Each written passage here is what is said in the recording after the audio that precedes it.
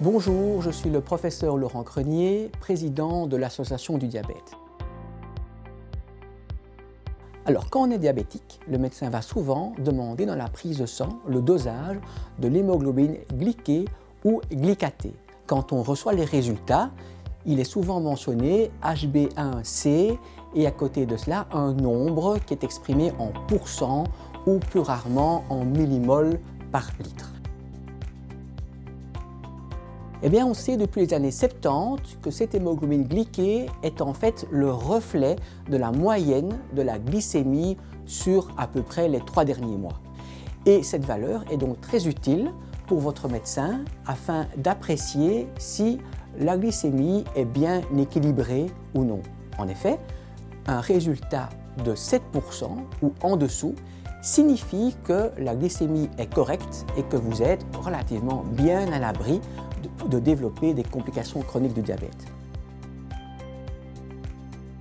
Si cette valeur monte, ça veut dire que la glycémie est trop élevée et que cela pourrait vous mettre à risque de développer des complications et donc c'est une situation qu'il va falloir traiter d'une manière plus sérieuse. Pour fixer un ordre d'idée, une hémoglobine glyquée de 10% équivaut à une moyenne de la glycémie d'à peu près 250 mg par décilitre, ce qui est plus de 2 fois au-dessus de la norme.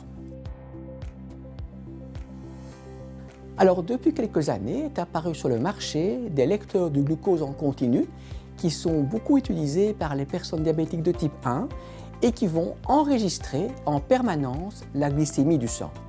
De cette façon, ces lecteurs peuvent nous fournir une moyenne de la glycémie sur les 3 derniers mois et nous donner une estimation de l'hémoglobine glyquée telle qu'on aurait pu la trouver si on l'avait dosée dans le sang.